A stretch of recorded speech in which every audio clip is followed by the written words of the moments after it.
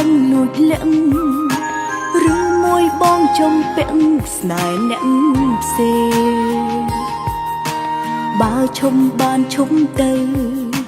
សូមពើឈុំសំដែងព្រោះការពិនចាំស្ដែងចិត្តបងមានគេដែរបិណ្ឌងមានតែមួយត្រានត្រោយទុំស្នេហ៍មនុស្សពីរនាក់បើសិនជាមិនភ័ក្រច្រើនអ្នកអូនមិនហាមទេតែនេះជាស្នេហាបានអ្នកគុណមីបងគុំលុបលុនពេកបានទេគុំសាវ៉ាបើមានគេត្រូវតែអត់អូនមានគេសម្រេចចិត្តទៅណាមាសម៉ែបងជ្រើសមួយណាបើគេល្អជាងអូនជ្រើសគេចំណាជីវ៉ាអូនមិនខឹងហើយក៏មិនថាបងក្បត់អូនឡើយ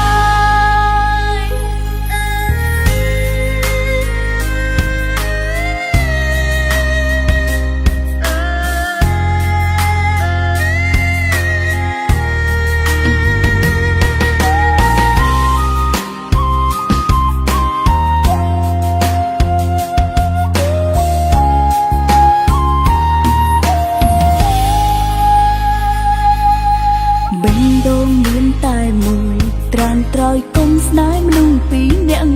បើសិនជាមិនភ័ក្រច្រើនអ្នកអូនមិនហាមទេតែនេះជាស្នេហាបានអ្នកគុណមីបងគុំលុបលុនពេកបានទេគុំសាវ៉ាបើមានគេត្រូវតែអត់អូនមានគេសម្រេចចិត្តទៅណាមាសម៉ែបងជ្រើសមួយណាបើគេល្អជាងអូនជ្រើសគេចំណាជីវ៉ាអូនមិនខឹងហើយក៏មិនថាបងក្បត់អូនឡើយ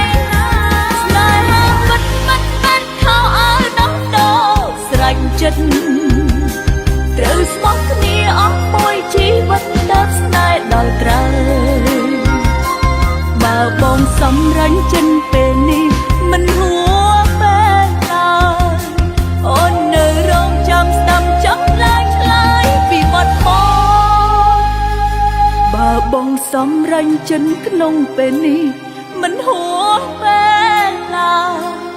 អូននៅរងចាំស្ដាប់ចំឡើងឆ្លើយពីមាត់បង